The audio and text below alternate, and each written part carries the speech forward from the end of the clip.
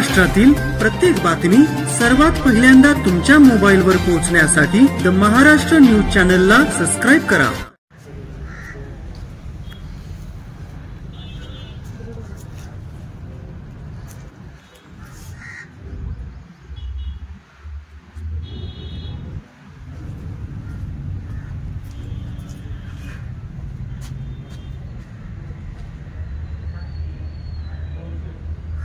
Okay, thank you.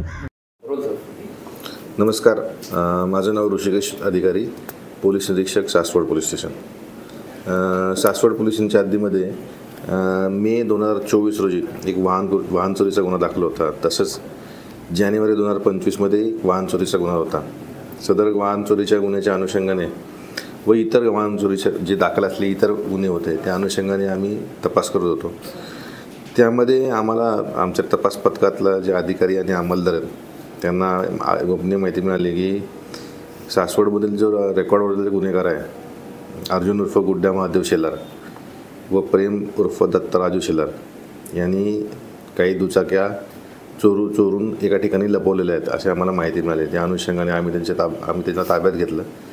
ताब्यात घेऊन त्यांच्याकडे चौकशी केली असता त्यांच्याकडनं एकूण 9 दुचाकी गाड्या आम्हाला तपासात निष्पन्न आलेल्या आहेत। त्यापैकी दोन्ही सासवड पोलिसांच्या दोन्ही गाड्या वाहन चोरीतल्या त्या आम्हाला रिकवर झालेल्या आहेत। इतर जे 7 गाड्या आहेत ते पुणे शहरामध्ये त्यांनी चोरी केलेल्या आहेत। तर त्या अनुषंगाने त्याच्याकडे तपास करून त्या गाड्या आम्ही नागरिकांना परत करणार आहोत। सदर आरोपींना आम्ही कोर्टात हजर केलं होतं सासवड कोर्टात। आरोपीला 2 दिवस पोलीस कोठडीत न्यायालयाने सुनावली होती। या त्यांनी गाड्या सर्व गाड्या या हिरो होंडा स्प्लेंडर याच्या आहेत। स्प्लेंडर गाड्या कोणत्या परिसरात त्यामध्ये काय म्हणजे सासवडमधले किती, पुरंदरमधले किती काय? पुरंदरमधल्या 2 गाड्या आम्हाला निष्पन्न आलेल्या आहेत आणि बाकी पुणे शहरमधनं त्यांनी जास्त प्रमाणात चोरी केलेल्या आहेत गाड्या। आरोपी मूळचे कुठले?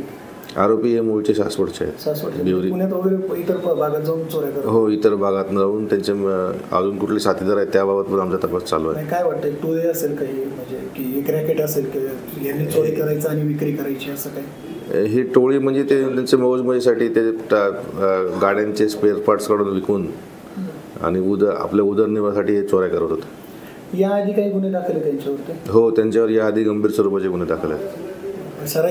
हो, त्यावर त्यांना स्वतः हे जे आरोपित आहेत त्यांना आम्ही सासवड पोलिसांच्या अभिलेखावर त्यांची नोंद घेत आहोत।